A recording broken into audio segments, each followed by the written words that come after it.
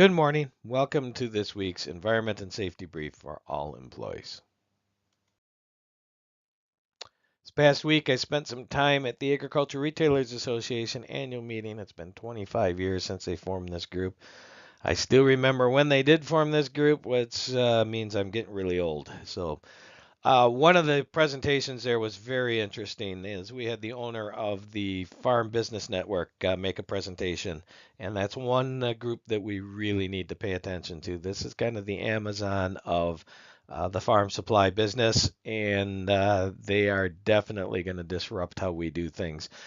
His main message, which I really was impressed by the fact that he walked into a group that really hates his guts and gave a presentation, but he gave us some really good advice as an industry. And if we're listening, we got a chance. If we're not listening, we could get our butts kicked. His main message: the customer will decide what they want and what they consider valuable. It won't be decided by gimmicks and programs and black boxes, rebates, coupons, perks. None of that will decide the future. It's the customer will consider what they consider valuable, and we better be ready to provide it. They also really stress complete transparency. When the customer needs to know how much something will cost and be able to compare it from site to site to site, uh, their system is going to allow that to happen. And farmers, in their opinion, don't want games. They just want good products at honest prices. And so that's a message that we need to pay attention to. Now, on the safety side, highlights came a little bit closer to home. We had that house in red down there when I came back to town on Saturday night. Was on fire, and our volunteer fire department was valiantly trying to put it out, but really didn't stand much of a chance. House was shot. They lost the house. They lost a dog that was trapped inside. No people were hurt. But during the holiday season, it's kind of tough to lose your house. And so it's a reminder to us the cause of the fire looks like it was electrical issues. Um, this is just a heads up to the rest of you out there. Make sure that in your workplace and in your homes, you're not overloading circuits. You're not misusing extension cords. You're treating the electric systems in your facilities with extreme care. Um, and on the good news is we had a deadline of December 1st of getting in the employee safety incentive criteria. We're doing this business unit by business unit. We want it custom. We want it owned by the employees.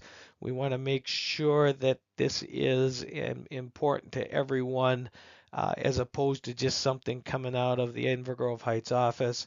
And did a great job getting these done. Talked to, and we're working our way through the complete strategic plans, and those are also being done fantastically, and attacking what needs to be attacked by each business unit in order to make our performance better. Speaking of which, our lagging indicators, the OSHA recordable incident rates, lost time incident rates, days away restricted time incident rates, and our vehicle incident rates are all being looked at very carefully right now.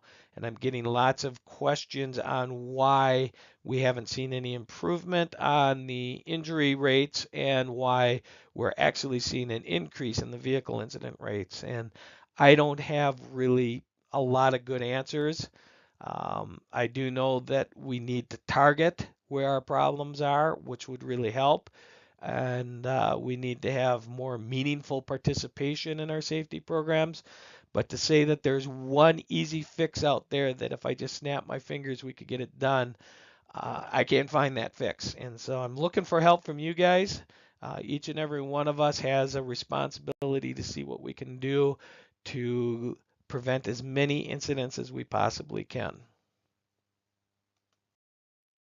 Speaking of someone that has taken responsibility for that, one of the parts of the Agricultural Retailers Association's annual meeting that I enjoyed the most was watching one of our employees, John Manning from our CHS Elburn group, get recognized for being one of the 4 finalists in this country as Applicator of the Year.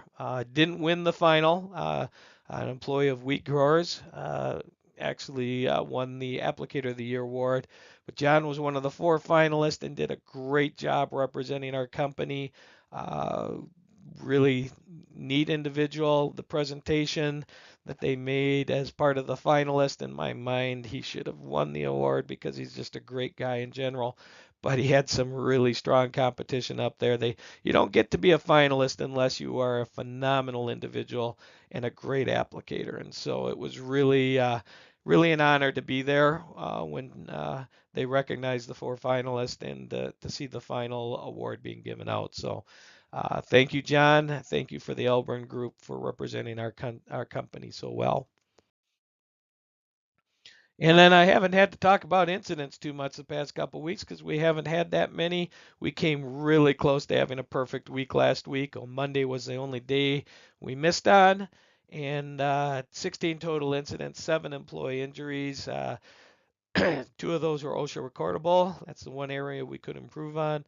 We did have in 2 in vehicle incidents, both of them animal strikes. Uh, so we were okay there. Environmental incidents, one of those was reportable, and we did a great job getting those cleaned up. We had 2 property damage incidents and 1 neighbor complaint that doesn't really qualify as an incident, but it was good to communicate about it because our neighbor complaints, particularly this time of year in harvest, are the ones that get us in trouble with air permits. They get us in trouble with noise. And so make sure you're paying attention to what your neighbors are concerned with.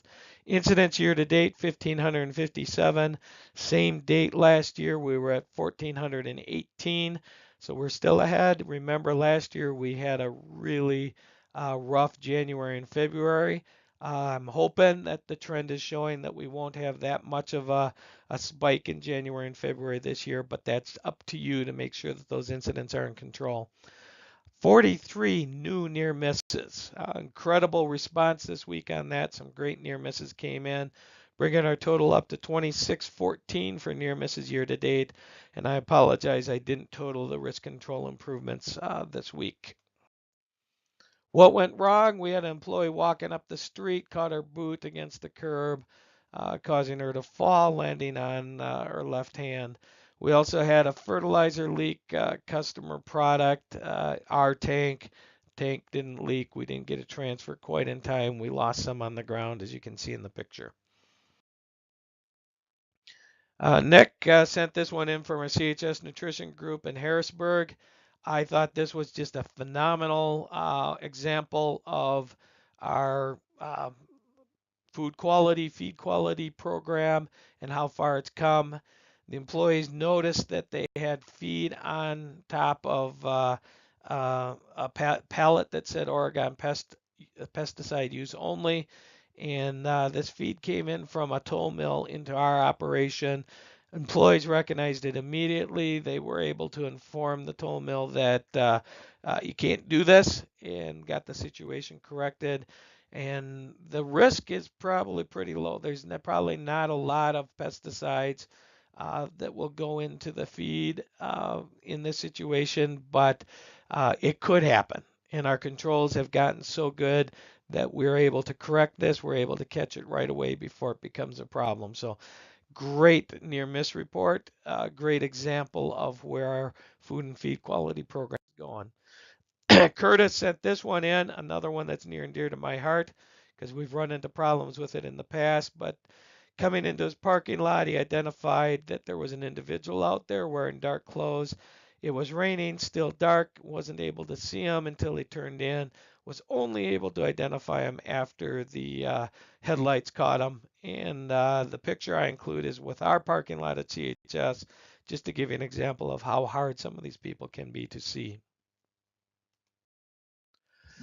Got a risk control improvement came in from our CHS Northland group.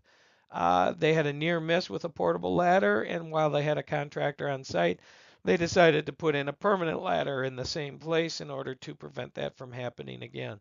So thank you much, Blake, for sending that one in. Jess, also from the CHS Northland Group, sent in this one. This is an example where you make an engineering improvement to eliminate the employees having to go out and taking a risk to correct something that's going on. And they basically fixed the spout so it didn't lose shape when it was in the rail car and it wasn't getting caught on the lip, which always in the past as an employee had to step out there and kick it in order to get it put back in place, and they added some chain and some reinforcement in order to eliminate the need for having to do that. Another risk control improvement that's near and dear to my heart came from the CHS Northwest group in Linden, Washington, where they installed the photo eyes on their overhead doors in order to prevent a crushing incident, which we recently got cited for the second time back in Minnesota. And we've got locations all over the countryside actually looking at their overhead doors and making sure that they are engineered so they don't present a crushing hazard to someone that might be standing under them. Okay, when you have a problem, you develop a strategy to help you solve it. We are trying to get each business unit to focus on the issues that are causing them problems and then develop a strategy or strategic plan in order to solve them. This works best when we are open and honest about the issues we have. And like the moon that's rising in this picture, our incident rates are flat and our vehicle incident rates are rising. And I need to know from you is why do you think this is happening? I don't need a scientific answer. I just want your opinion as to why you think this is happening. And with that, thank you very much for everything you do, and I'll talk to you again next week.